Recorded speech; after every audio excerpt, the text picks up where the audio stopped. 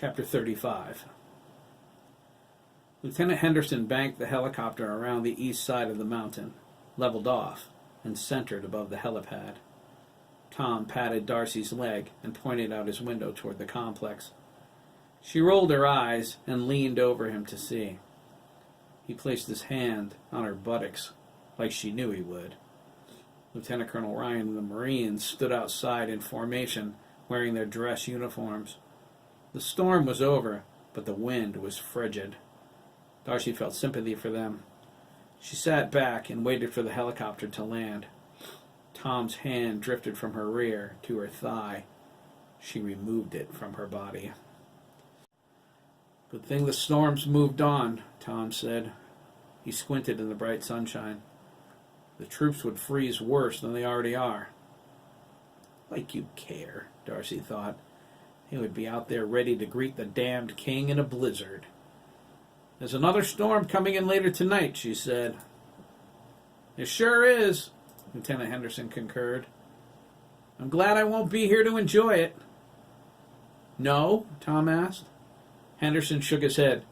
"The bird's going in for maintenance, sir, as soon as you guys are off. A light bulb needs changing, but regulations call for a bit more." Tom nodded, but he didn't care. If everything went as planned, he was staying at the complex indefinitely. Lieutenant Colonel Ryan moved near the edge of the pad. He kept his hands folded behind his back, as rigid as the troops. Tom tried to make eye contact, but it was a vain gesture. The colonel was wearing thick, dark sunglasses to combat the glare. Darcy noted the tension between them. This is new, she thought. Tom appeared in absolute control of his surroundings, no matter the company. With Lieutenant Colonel Ryan, he sized the man up. They were two powerful men in a soundless standoff. Are the ramifications deeper, she wondered? Do they have history? Darcy's curiosity ignited. She never read anything in the records to suggest this. She couldn't have. The only information on this matter was in Tom's personal log. To him, Lieutenant Colonel Ryan was a minor annoyance, but a necessary one. Tom was ex-CIA. He was handpicked by the president 35 years ago to head up his new agency. The commander-in-chief and some members of Congress believed the world was changing. There were many dangers America would face in the coming decades. Enemies were hurting the United States and hiding behind the Constitution. The president wanted an organization that worked outside of the law, immune to political party affiliation, the secret of secrets. In cooperation with a congressional supermajority in a secret session, they passed the Agency Act and created a rogue shadow organization. The agency was America's first defense against terrorism. They were the terror of the terrorizers, using means more violent and deadly than those against which they fought. Their authority in law enforcement situations was absolute and classified to the highest degree. They answered to no one, but they reported to the National Security Council. The NSC had oversight, but not the power to interfere. As a result, Tom consulted with them on matters in the public domain or in circumstances where he needed government departments to provide cover, but kept them out of the agency's covert activities. After the Omega Wolves debacle, Tom wanted the project secured so nothing like that ever happened again. To that end, he needed the military. He wanted a squad of Marines on site as first responders. Marines because they were more apt to shoot first and ask questions later. He wanted Dr. Wainwright to provide counseling so they would know in advance if any of the Wolf Boys' screws came loose, a circumstance that could be dealt with by an agency 9mm. But most of all, he wanted the means to order an airstrike on the facility to erase it off the planet in the event of a breach. He pictured a Wolf Boy in semi-wolf mode parading down Main Street in Denver, carrying Dr. Meyer Brandis' head. Lieutenant Colonel Ryan became the liaison to the complex after Tom's agents in the NIH provided manufactured data for lupus animus. as cover to the NSC, a lie originally told the Omega Wolves to keep them from asking too many questions. It needed to be more now to help secure the complex. The agency did not control the military, but Tom needed access to them. Lupus Animus caused great concern at the NSC. Tom intended it to, so there wouldn't be a lot of questions.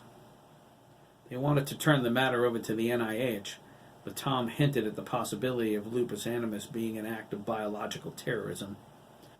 It gave the agency absolute jurisdiction and made it imperative any information be kept from the public.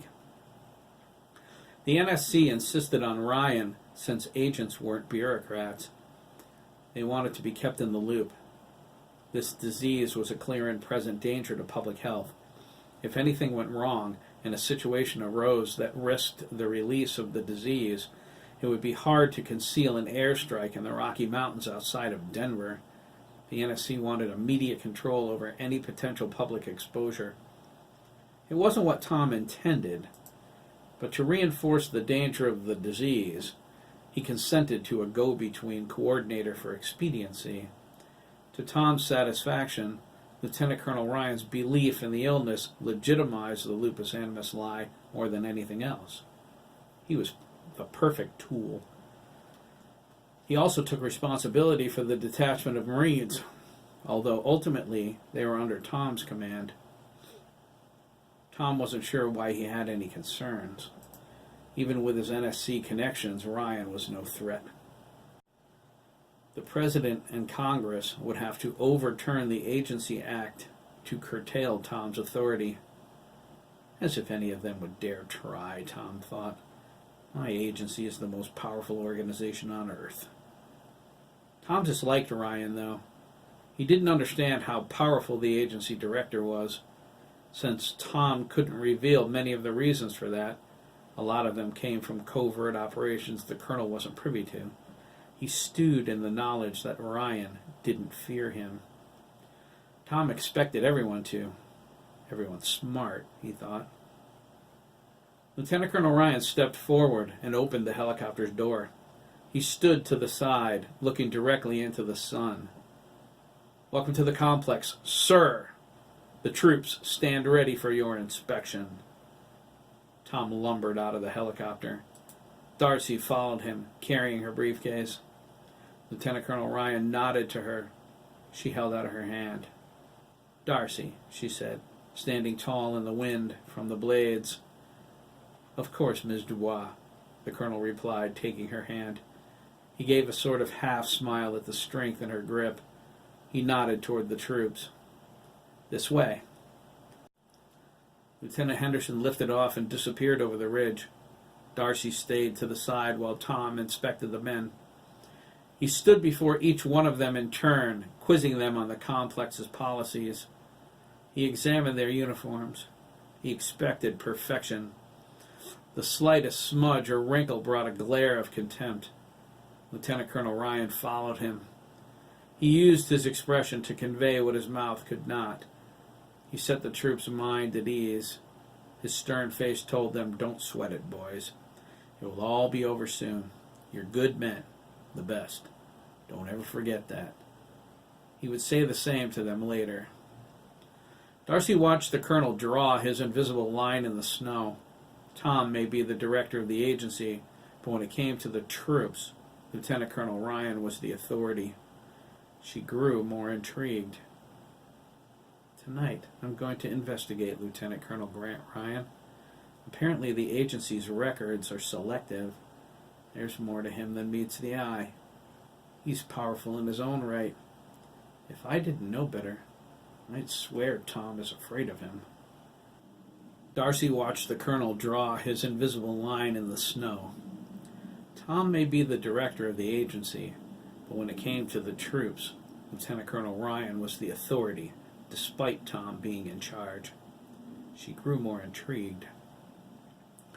Tonight I'm going to investigate Lieutenant Colonel Grant Ryan. Apparently the agency's records are selective. There's more to him than meets the eye. He's powerful in his own right. If I didn't know better, I'd swear Tom is afraid of him. The thought made her uncomfortable. Darcy took pride in being prepared for every contingency. She knew little about the colonel. There was nothing like a blank spot to make things difficult. When his inspection was complete, Tom asked to see their quarters. Lieutenant Colonel Ryan dismissed the troops to their rooms to wait. Darcy walked behind the two men, surveying the landscape. As a climber, being in the mountains was stimulating. They entered the resident soldiers' quarters from the west side of the complex. The entrance led past their locker room and showers. Tom gave it a quick once-over. He was satisfied by their cleanliness. He grunted his approval. Lieutenant Colonel Ryan opened the armory for him. Every assault rifle shined like new. There was a brief accounting of munitions, including hand grenades and tear gas. The Marines could engage in a small war here. Darcy spotted a cache of FGM-148 Javelin missiles. Armed to the teeth, she thought. A small war indeed, like World War III. The Marines were a contingency plan Tom ordered in case the Wolf Boys ever lost control, like the Omega Wolves. If that happened, the Marines would need everything available to subdue them. Tom pulled a white glove out of his pocket as he entered the Marines' living quarters. Darcy hid her face from the men. How mortifying, she thought. She watched as Tom tried to find a mote of dust anywhere in the Marines' rooms. While he did, Darcy took note of the lack of amenities available to the troops. Their rooms were as basic and sparsely furnished as any trainee. This wasn't a glamorous tour of duty. Darcy thought that was unfortunate. The Marines were barely out of their teens, if at all. Their hard-looking black sergeant was the exception. He wasn't a kid. Darcy looked at him hungrily. "Ma'am?" The burly sergeant nodded, his hair cropped in a tight flat top. His voice was deep and strong. Darcy thought, oh yes, club him over the head and drag him home by his flat top. You know, like the cave woman did. Lieutenant Colonel Ryan grew smug when Tom found the Marines' rooms spotless. He prepped the men well for the director's inspection. Tom's annoyance gave the colonel even greater satisfaction. "I'll see the Wolf Boys now," Tom said, coming upon the access door to Alpha Wing. "And the rest of the tour?" the colonel asked. His tone was only slightly patronizing.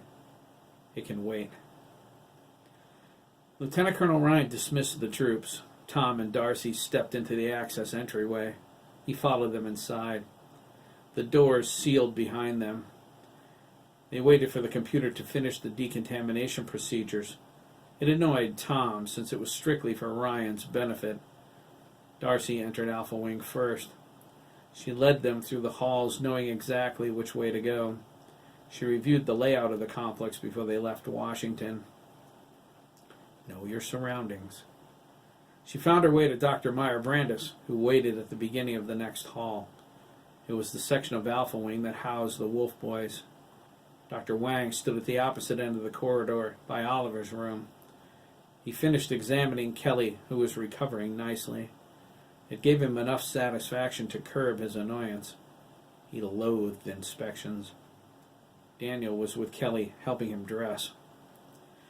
Darcy and Dr. Meyer Brandis stared at one another. The tension between them was more apparent than Tom and the colonel. Everyone noticed it. Darcy considered the doctor a psychopath. There was a stack of dead bodies in her memory, her ethics classmates, to prove that point. Dr. Meyer Brandis felt the dislike as mutual. Darcy wielded more power than she deserved, thanks to Tom's libido. "Ms. Dubois," Dr. Meyer Brandis said curtly. "Doctor," she replied with equal venom. "Meow," Lieutenant Colonel Ryan thought. Dr. Meyer Brandis stepped past Darcy and went to Tom. "How you doing, babe?" Tom asked, hugging her. Darcy saw something else new. The director and the doctor are more than co-workers, she thought. She shook her head. Is there any woman in the agency you haven't slept with? Dr. Meyer-Brandis stepped back, adjusting her hair. Welcome to the complex, she said, her voice dripping honey. Darcy wanted to vomit. Tight ship, Doctor, Tom said. I'm impressed. Wait, she said. The best is yet to come. She turned to Daniel, who appeared from Kelly's room. Sergeant, she ordered, assemble the boys. Daniel nodded, coming to attention.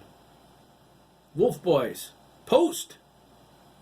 The boys came out of their rooms one by one in perfect succession, oldest to youngest. They were dressed in their uniforms and snapped to attention like the honor guard. Tom recognized them from their files and photos. Disciplined, he thought, walking over to Adam first, down to the smallest. Fields, Tom asked, towering over the smallest wolf boy. Sir, yes, sir, Adam replied, stiffening up. Are you ready for my inspection, son? He asked. Yes, sir, Adam affirmed, loud and clear. Very good, Tom nodded. But first, tell me something. How many bases are currently under agency jurisdiction? Including training facilities, sir? Adam clenched his fists. Granger's scent radiated such evil. Deceit, treachery, liar, scrolled across his mirrored corneas. Murderer. He fought back a burning desire to attack the director right there in the hallway. Adam wanted to tear him apart. Judging from his pack brother's sense, he wasn't alone. They never saw this man before, although they knew who he was. Their benefactor, their savior. Adam would have debated that. The wolf boys silently agreed as Tom's scent carried down the hallway. Do not trust Tom Granger. It scrolled across their eyes. Every instinct they possessed screamed it. It was all they could do to keep from growling. Excellent, Fields, Tom replied. He was impressed. You'll make a fine agent one day. Adam caught his trick question. Everyone knew there were only the training facilities, Granger's office in the Pentagon, Central Services, the location of which was secret to everyone except Tom, and the complex. The agency was a mobile operation. It made it virtually impossible to pin them down. Tom entered Adam's room. Dr. Meyer-Brandis, Dr. Wang, Daniel, and the Colonel followed. Darcy moved to join them, but stopped when Adam grabbed her wrist. His grip was like steel. He leaned over, sniffing her curiously. Darcy looked down into his silver eyes and raised a suspicious eyebrow. Adam tapped on her wrist in Morse code. Does he know how much you hate him? Darcy gasped. He tapped so fast she almost missed the significance. She looked to make sure Tom wasn't watching. She bent down until they were face to face. Adam pressed his finger to his lips. He tapped. We'll talk later. Darcy glared at him. Her fear was irritating. Yes, she whispered through her teeth. We will. The wolf boys glanced over. They heard her despite her whisper. Darcy put them right back to attention with a harsh glare. She followed Tom and the others toward Mitchell's room. She maintained her composure, even though her hands trembled. Good God, she thought, looking back at Adam, who remained at attention. How could he know? She put the thought out of her mind. If she was so obvious a child could read her, Tom might see it as well. If he did, she wouldn't live to see the sunrise. She followed Tom into Mitchell's room, a feeling of impending doom squeezing her heart.